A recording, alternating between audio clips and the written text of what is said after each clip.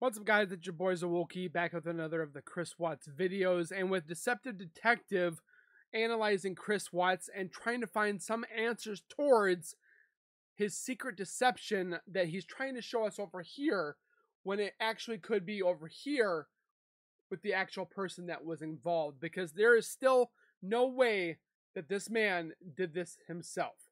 He had to have had help. And again, this is my theory and my opinions, which a lot of people do agree as well, that Chris was not alone in this case and this murder. And it had to take at least 1 to 2 other people. I still think it's one, which is Nichol Kessinger. And for some reason, he's still trying to portray and protect Nichol like she was involved in some shape or form. She may have not been there physically, but she was obviously there mentally. She was there psychologically in his head, filling his head full of these weird... And again, I'm not giving any out for Chris Watts. He definitely committed murder. But Nichol Kessinger is no saint, and there's secret deceptions that Chris is holding against everybody that has been included in this case. So with that being said, before we go any further, make sure you guys grab a chair, get comfortable. Also, don't forget to subscribe to the YouTube channel by hitting that white bar icon down at the bottom right. Hit that bell icon next to it. So when I do post videos like this one, you guys will get that little ring notification that Zowoki myself has posted that video. Then you guys can watch, comment, like, and share. And again, I'm so blessed to have all of you guys. And I'm so happy to congratulate Deceptive Detective on him reaching 100K. I want to say I'm so proud of you, because I remember watching this man when he was at the low numbers, and this man has grown through the ranks, and I definitely, hopefully, one day will reach him there as well. But go over to his channel, give him some love, subscribe, comment, like, and share. And without further ado, let's get into the video. What actually happened the morning of the Watts family murders? I'm Deception Detective, an attorney trained in statement analysis, and this channel exposes lies and manipulation. Today, we'll analyze a rare 2019 interview for signs that Chris Watts lied about the morning he murdered his entire family. Oh, he lied. So did this interview was uploaded by a friend of the channel, Watts the Obsession. If you want more in this series, let me know by watching this playlist, liking, and commenting below. You can also become a channel member and vote on who we analyze next. Ooh, Kevin Spacey. Without further ado, let's listen. We're going to pick up about 50 minutes into the interview, where Chris is telling the investigators about Nutgate, an argument he and Shanann had because his mom exposed their allergic daughter to nuts. No, it's real. Do you know it's serious? Yeah. Yeah, it's not like, it wasn't like her throat like closed up, but she broke out in this full body rash that looked really, crazy looking. And luckily, like, nothing with her throat like happened. But So did that make you angry at your mom for doing that? yeah, I mean, I was just like, well, you just gotta. I told her you need to think. You need to pay attention. Just because another kid can have something doesn't mean another kid can have something. Because like when we were at that birthday party at Jeremy's that Sunday, they had this cake there. Like Bella wanted it so bad. I'm like, can't give that to her because she can't have it. She was like, okay. And all the other kids were like, they can't have the cake, like I just kind of took them off. Kids are going to share regardless. Like one of those frozen pops or something. But it's just like she had to learn that just because one kid can have something and there's another kid that can't have it for a legitimate reason, like she couldn't have done it. But that's the kind of talk I had with her when Shannon called me. I think it was maybe like middle of July or something when she told me all this had happened. That's when I called my mom and talked to them for a while, and then they're just like, they just couldn't deal with her anymore. Shanann just kind of like, they like flipped out, like after you told Bella to go hide behind. So it sounds like he he flipped out on the wrong person. Doesn't sound like he probably sugarcoated it more with his mom, and then he pretty much had a big blowout with Shanann, because Shanann was like, you need to stick up for your children and your wife, but he's kind of sticking up for his mother. The curtain, because I don't think your mom was going to let you come over here again or something like that. Oh. So it got heated. Oh, it was bad. Really? Yeah, it was like a last straw. I think. Like in the same room or over the phone? No, they were at They were really heated. Yeah. If you saw part 2 in this series, I did. Every manipulation tactic explained, you'll know it was Chris who brought up Nutgate in the first place. And now he's did. bringing up even more irrelevant topics, like another birthday where his mom made a faux pas and he had to lecture her about it, or his relatives' reactions to his and Shanann's argument. In that video, I determined that Chris was a master manipulator Oh yeah. for his ability to evade questions with tangents like these. I also pointed out some other manipulation techniques that he used, which you're likely to have encountered in your own life. So if you haven't And seen that Nichol video yet, Kessinger. I recommend watching it after this. However, this video isn't about whether Chris is a master manipulator or even a psychopath like we explored in part 1 of this series. Instead, here in part 3, I want to assess his version of events for signs of deception, whether it's because he actually blacked out, call what he did, so he's trying to fill in He the didn't gaps, black out. or because the murders were premeditated homicide 1 instead of a slightly lesser crime of passion, or because he's protecting an accomplice like Nichol Kessinger, as some people speculate, or something else entirely. And I'll go over all 4 in this video. But Cece and Bella and my niece and nephew were there. Okay. How did Shanann find out about the ice cream thing? Because Chanel was there, and I guess they were all sitting. One was couch was kind of like a U, and my niece went into the kitchen, and she knew where the ice cream was. So it's not like your mom gave it to her? Like she got her own? Yeah, she went in the freezer, got it, went out, and stopped beside Cece and started eating. But she Oh. should. But like, it's just a matter But of like, her mother or his mother should have got ice cream that had no peanuts, chocolate, vanilla. Like you don't need to get peanut kind of ice cream. Cece could go like Right. like that. I don't know what would happen if she just got it on her hand, Right. but like I know on like the prick test, you know, Mhm. on the back, it's like a well. So were they staying there at your parents' house during that time? 'Cause- Yeah, it was. So they would go from from Sandy and Frank's house Yeah. for like a few days or 5 days, and then go to my mom and dad's house for a couple days, back and forth. So it happened during that time. They were there, yeah. Okay.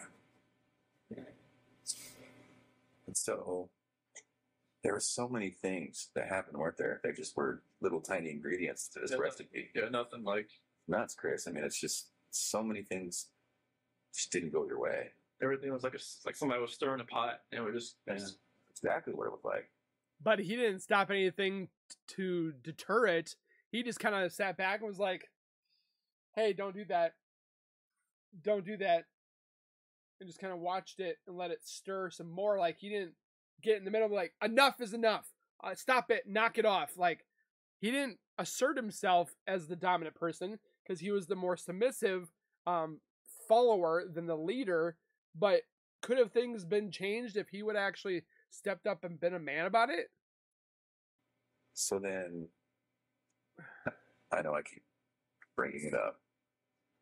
Can you walk me through just the last few minutes before Shenandoah? On the channel, I've analyzed lots of interviewers. For example, Dr. Phil, Nancy Grace, Chris McDonough of the Interview Room, and Piers Morgan. And the interviewers here are among the best we've seen so far on the Besides- channel. And that is Besides the ones that sat there and interviewed Nichol Kessinger. because they recognize Chris is going off on tangents and they bring him back. Remember, the first time they brought up the question of what happened the morning he murdered his family, But they didn't circle back and go to the front of the line like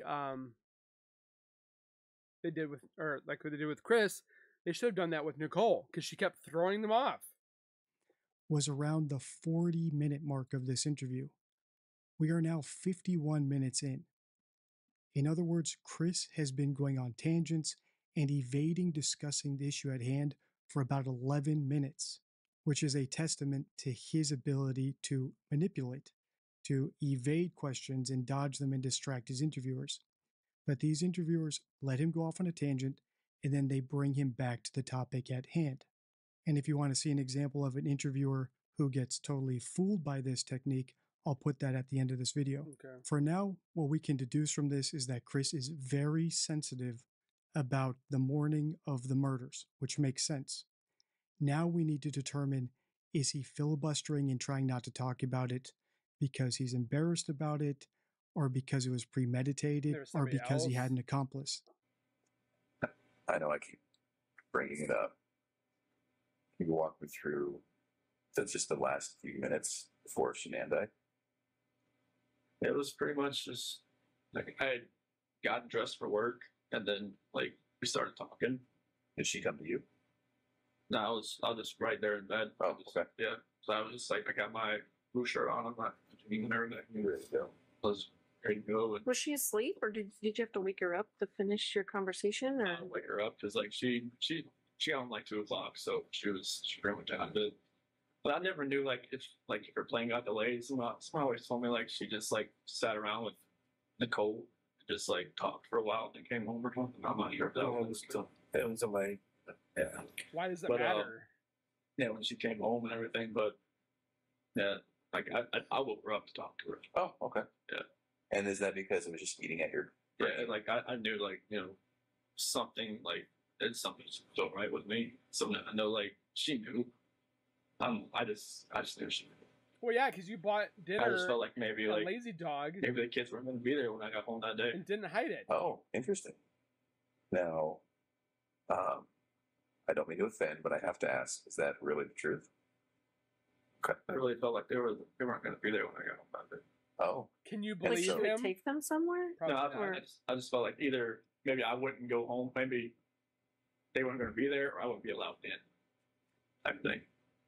I think I saw some text messages where Shanann talked about that she would take the kids to another state or something because she wouldn't be able to afford to live in Colorado or something. Did she say that kind of stuff to you, or Yeah. what did she say about that? She said she couldn't afford to live in Colorado on her own, and that I told her like, well, you can thrive, and she pretty much makes the same amount I do. Yeah. But See she right said there. He just said she made pretty much the same as I did. But yeah, I got people in my comments saying Shanann made nothing. She didn't make any money. she wouldn't want to try, just because Colorado just the price of living there was a lot higher than North Carolina. And just so I'm clear, you thought maybe she in your mind you thought maybe she would take the kids somewhere else or like lock you out of the house or just like I wouldn't want to make a scene like trying like on the door trying to get in or anything like that. But like I just felt like that was what I did on Sunday. I thought it was funny too that he goes, "Well, I didn't want her to take away the kids, but yet you murder them." See, that's where it doesn't make sense. It was kind of like, or Saturday night was kind of like the last straw. Kind of like going out with somebody and she having a account card and just like not trying. I don't know. So walk me through it though, because she comes home, she touches you, you guys have sex, you fall asleep, Nope. then you wake up for work, Don't believe all that. natural, all a normal day's work type thing. Yeah. What was it that made you think, I just can't do this anymore? I have to talk to her? It was eating away at me. Like I knew like something. I knew everything that I did. Like If you're not aware, I've consolidated my 52 favorite rules for spotting lies and manipulation into what I call the deception deck. And I'm happy to announce it is now available as an app. And the reason I mention this is I have an entire card in the deck about assessing stories. And one of the 4 ways to assess a fake story is by looking for inconsistencies. And while we don't have any hard inconsistencies, we do have something he said which actually made the interviewers also perk up and ask him, is that really true? And that was when Chris said he woke up Shanann to have an argument, because so far throughout this entire analysis, Chris seems to have done everything possible to avoid any sort of confrontation. In fact, in my last video, I suggested that might actually be one of the contributing factors to the murders. The tragedy of this case and the irony of it is that it was Chris's cowardice which led to the murders, in my opinion. He was too cowardly to tell Shanann he wanted to get a divorce and deal with that fallout. And he was too cowardly to tell Nicole that what they were doing was a mistake and he wanted to break up with her. In his twisted psychopathic mind, He thought he could eliminating Shanann fix and his all of it. children was the easier option. When someone doesn't feel emotions like love or remorse or empathy, butchering someone is a lot easier than the tedium of arguing with them for the next 18 years. So, does the fact that Chris said he woke up Shanann to argue with her and break up with her mean he's lying? Of course not, right? People can act out of character.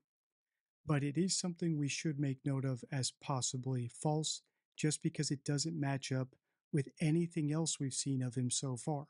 And the interviewers seem to think the same, which is why they pressed Chris again on the issue to confirm whether or not that was true. So before I hit play, let's do a little bit of practice here. The interviewers pressed him on a detail that's probably false. Chris is a master manipulator. Mm-hmm. What do you think he will do now? Do you think he will elaborate and answer their question with more detail this time? No. Or will he go on another tangent to evade the question? Another tangent. So walk me through it though, because she comes home, she touches you, you guys have sex, you fall asleep, then you wake up for work, all natural, all, a normal day's work type thing. Yeah. What was it that made you think, I just can't do this anymore, I have to talk to her? It was eating away at me. Like I knew like something, I knew everything that I did. Like I know like when I was with Nikki, it was, different. Like I wasn't even like in the realm of I'm a dad, I'm a husband type thing. Oh. And then like I was saying, when I'm never at home, like sleeping in my own bed, like I have no like concept of that anymore. Interesting. So in your mind and heart, you can have moved on. Like it kind of felt like if I wasn't at home, like I didn't think about it almost. Cause like if I wasn't sleeping on my own, but like I think there was at one point, like Nikki had gone to the mountains with his friends for like He's 2 going off days, tangent. like into June, first part of July. And then like, that part, obviously I was home. But like from that whole month of July on, it was like I was never at home. Like I never had all those reminders around me. I never had, like every time my wife called me, I would be at Nikki's house. Oh. While she was in North Carolina? Yeah. Okay. And I would like, walk outside and talk to her, like when I was next to the car or something like that. I would never be at home looking like have all these pictures around me and just being in the same bed, seeing my kid bed, seeing everything that we go for the last 6 years. And so, did you just want to once and for all get it out in the open? I think it's funny how he sits there and says like how much we've built over the past 6 years. So you're willing to throw away 6 to 8 years of your life that you contributed with Shanann and ruin it for somebody that you've been with for technically a few weeks to a couple months? That makes no sense. I just wanted to just tell her how I was feeling at that point in time. Like I didn't feel like me and her were compatible anymore. Honestly, I didn't feel like that because what was going on with Nikki, it was new. It was new. Right, absolutely. He traded in anything that's new. He technically traded in his old car for a new car. So that's, and he's like, well, it's new. Well, of course you're probably gonna like the new stuff before, but that's not what you do. If you're in a marriage, you, for good or bad, for richer, for poor, sickness and health, you don't just give up. always feels better than the old. Yes. You were probably bitten by the love bug. Yeah, It's not a lot of It was the unfortunately, new love. yeah, it was just like I never felt that. I mean, even like with new relationships in the past, like it always felt different. Like the first couple of weeks, and then Yeah, it's the honeymoon But phase. it just with someone Nikki felt different. I don't know what it was. Maybe Probably it was just the like you said, like I was more in control, and like it was more of like maybe more of me coming out. Because Shanann always said like it always seemed I was more myself around other people, like her cousin Cody, like Cody lived or came up visited us for a little bit while we were in Colorado for a little while, and Cody always talked about like, oh, Chris is so funny. Chris is like, Shanann would always like, why you never like that with me? I'm just like, well, maybe I always felt nervous around you. There's only so much oxygen in the room, right? I say this to some people, what dominant personalities, I just always felt nervous. I always felt like I was, never could actually just be myself. Right. Nikki, I was myself like all the time. It was just different. You thought you were yourself.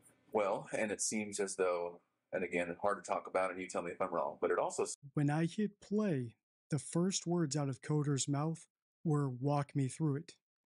And now within 2 minutes, we have Chris talking about the relationship generally, talking about Nichol, and even some random relative named Cody. If you haven't recognized it yet, this is a textbook tangent. Even when I Chris got it. addressed the interviewer's question about why he would have woken up Shanann, he answered in the hypothetical, "Well, I wanted to tell her." He doesn't speak in the past tense, which is a great indicator of someone telling the truth, which would have been, "I told her." In other words, this is a lot of sensitivity for someone who's already confessed to the murders and already knows they will never step foot outside a prison ever again. So you think he would Does give it up? Chris's reticence and deceptiveness mean that he's covering for someone like Nichol Kessinger? Not necessarily. People lie for a lot of different reasons. In Stupid. fact, it's one of the cards in my deception deck. The quote on the card reads, "Imagination is more important than knowledge." Albert Einstein. When analyzing statements, it's important to consider why the individual might be lying, as there are numerous motivations beyond guilt. Put yourself in their shoes and consider 1. Protection. Could they be safeguarding something such as an investment, relative, or their own pride? 2. Avoidance. Are they attempting to evade negative outcomes like shame, jail, or retaliation? 3. Gain. Might they be seeking benefits including attention, financial gain, or closure? And 4. Could they be influenced by other factors such as activism, psychological issues, or a simple mistake?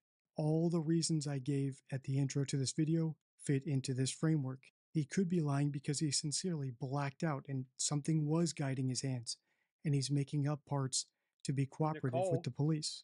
Or the murder was premeditated homicide 1, and he wants to portray it as if it were a crime of passion, or accident. because he's protecting Nichol Kessinger, or any other number of reasons. But so far, what we can say for sure is that he's extremely sensitive about it, because whenever the interviewers, and they are great interviewers, bring him back on topic, he gives just a tidbit of information before slipping off the hook with a tangent. As we listen on, join me in trying to figure out what his motivation could be for being evasive, when for all intents and purposes, it seems like he has nothing left to lose. Or does he? It seems as though, and again, hard to talk about, and you tell me if I'm wrong, but it also seems, is it accurate to say that sexually you were able to say, "Nikki, this is what I would like, this is what I'm into," or blah, blah, blah, and maybe not with Shanann?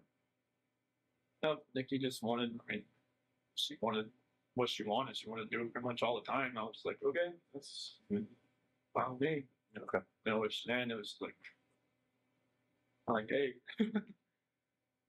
sometimes it happens, sometimes it didn't. But that wasn't the case as far as that way. It was just like sexual. But it was me.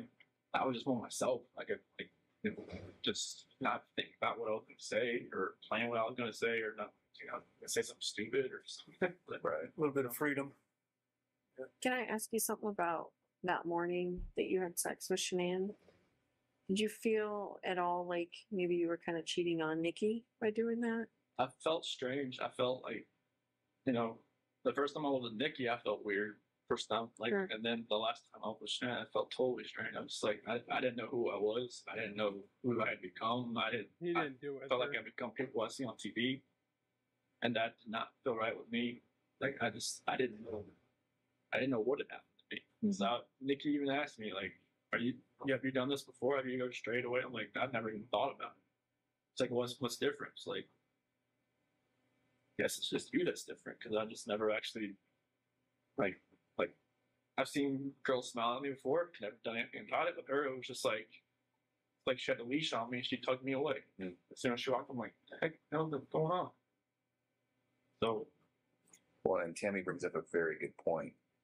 I wonder if that last time with Shanann having sex had somewhat of a role in you thinking, like a trigger. I got to do something. I got to say something. We got to have a talk. Something's got to change. Is that accurate? Yeah, It's I felt called like it was like divorce. maybe like a trigger point or something, Not like murder. like you hit the push button on a bomb and it just blows up. Right. Something in my head was just like something was irking. Just like I had to say something. Okay. So then exactly what did you say and what happened? What has Chris been doing here? He's been going on yet another tangent. I didn't point out this tangent because I wanted to see if you'd pick it up I picked it up. on your own. If you picked it up, great work. If not, Don't worry, because I think this is the last time Chris gets away with a long, evasive tangent. According to the timestamps conveniently provided here by Watts the Obsession, this appears to be where Coder gets Chris to finally discuss the details of the morning of the murder.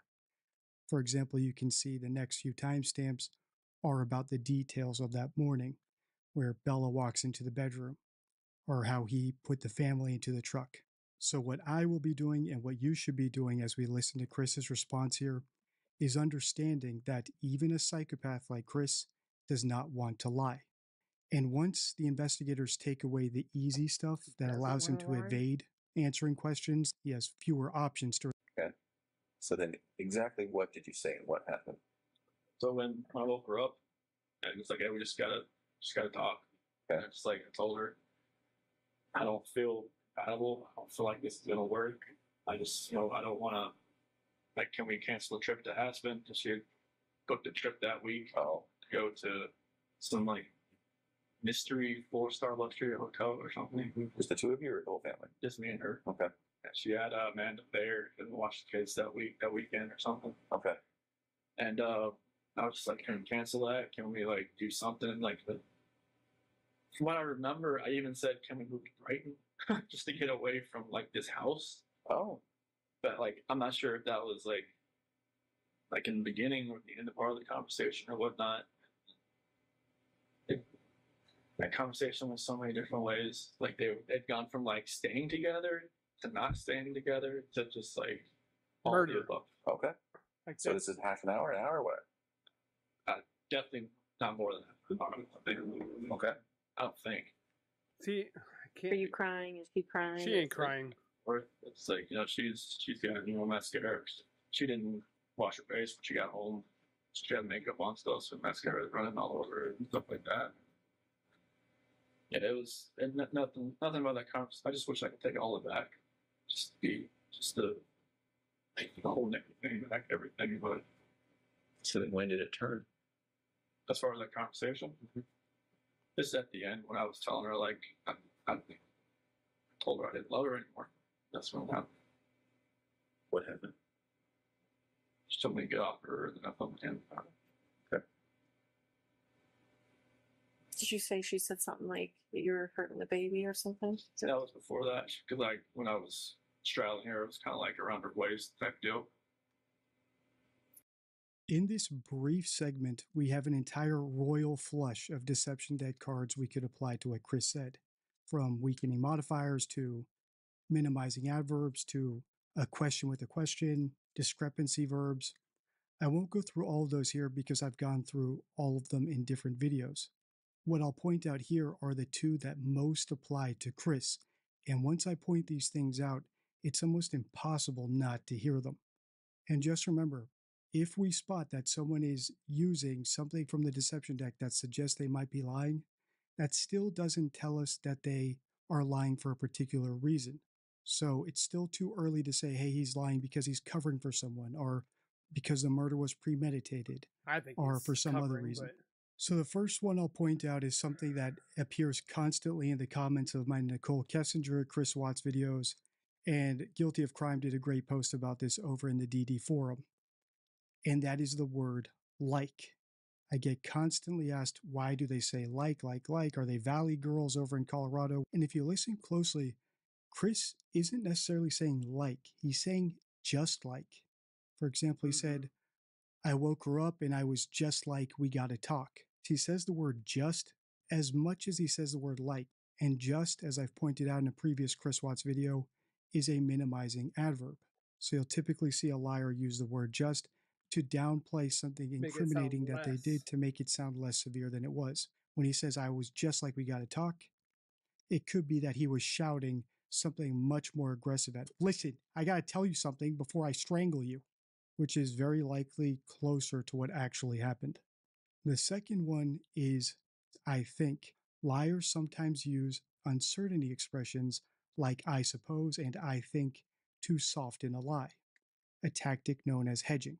And this is the classic hedge, where someone declares something, but then they make sure to undercut it with an uncertainty expression tagged on at the end. Well, it was only half an hour, I think. I didn't strangle her, I suppose.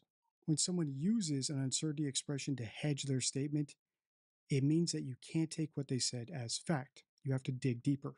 As we listen on, look out for those things, as well as a temporal lacune. And if you don't know what that is, I'll point it out when we pause. I'm not sure if that was like in the beginning or the end of part of the conversation or whatnot. That conversation was so many different ways. Like they'd gone from like staying together to not staying together to just like all the above. Okay. So this is half an hour, what? Definitely not more than that. I don't think. Okay. I don't think. Are you crying? Is he crying? It's like, she's got mascara. She didn't wash her face when she got home. She had makeup on still, so mascara was running all over her and stuff like that. Yeah, it was nothing about that conversation. I just wish I could take all of it back. Just the whole thing back, everything. But So then when did it turn? as far as that conversation, just at the end when I was telling her like I told her I didn't love her anymore. That's when it happened. What happened? She told me to get off her, and then I told him about it. Okay. Did you say she said something like that you were hurting the baby or something? So that was before that. It was subtle, but that was the temporal lacune. I rewound by about a minute. I'll just read you the rule from the card. Words such as after, then, while, when, and within X amount of time indicate a leap through time. Liars often use these terms to omit incriminating parts of a story. Nichol And if you Kessinger didn't did catch that a it, lot. Chris leapt over the part where their conversation about moving and going to Aspen turned into him straddling her on the bed and him having to get off of her. Agent Tammy Lee picked up on it, which was great. But a less sophisticated interviewer might have missed that. And once again, this goes back to the psychology of liars. Liars typically will do anything they can not to technically lie. So if you distract the interviewer, you don't have to lie about the thing that would make you look guilty. If you skip over the thing that would make you look bad, you're not technically lying about it. You're just omitting it from your response. And then, as I pointed out the last time I paused and with all the cards I showed during this part of the video, hedging is the next resort. Basically using your words to say, what I'm telling you is not necessarily 100% true. And all the times where Chris said like, besides being a verbal crutch to buy him more time to think, it also means that, well, it was similar to whatever I'm describing, but not exactly that way. For example, if I tell you, well, my bike is like a Harley, that means my bike isn't necessarily a Harley. In fact, But I'm you telling you think it's it not a is. Harley. If I were being candid, I would tell you my bike is an Indian. So we need to be aware as we listen on for all the hedging, all the So he's evasion. believing his And lies. at the back of our minds, we need to be wondering, why is he lying? As I said earlier, this is a guy who's in prison for the rest of his life and has already confessed to the murders. So it would appear I that he still has don't think it's nothing 100% left to lose. confession. So why lie? Because like when I was straddling her, it was kind of like around her waist type deal. Why did you get on her like that? I just when we got on the bed, that's just where I got on. Is that so she would listen to you? I felt like she could probably listen to me just laying beside her, but I got on top of her. And every time I think about it, I'm just like, did I know I was going to do that before I got on top of her? Really? That's an interesting thought, Chris. Mm-hmm. You don't know if you knew. Just like the whole everything that happened that morning, I don't know. Like I try to go back in my head. I'm just like, I didn't want to do this, but I did it. So everything just kind of like Felt like you had to? it just felt like it was. I don't even want to say it felt like it had to. It just felt like there was already something in my mind that was implanted that I was going to do it, and I woke up that morning, it was going to happen, and I had no. I like that he says there was something in my mind. Nichol Kessinger was in his mind, telling him that that I wholeheartedly believe that she's the invisible force. She's the one that had it in his mind. She was the one that was controlling and manipulating him. control of it. If you can't do You this, never we thought can't be about it. together. It was just like I don't want, like when, like you like in the sentencing hearing that prosecutor said it takes 2 to 4 minutes, something like that to happen. Like, why couldn't I just let go? Didn't. Well, I didn't understand. I just let Was go. it feeling like it was in motion and you just couldn't stop it? Yeah, it was just like, I don't even want to know what she saw when she looked back at me, honestly. Did you look at her? What was she doing? But fighting. Why do you think she wasn't fighting? I don't believe that for a second. I don't know, maybe she was praying, maybe she was just. Now I read the Bible. It said, like, the scripture says, don't forgive these people for they do not know what they do. Mm-hmm. Maybe she was saying that. I don't know what she was saying in her head, but she, like when you guys told me, like, take off your shirt and check for. Coder asked Chris, so you'd never thought about it before? What did Chris say? Rewind and see, did he answer that yes or no question, or did he evade answering it? That might be the closest clue we've had so far as to why he might be lying.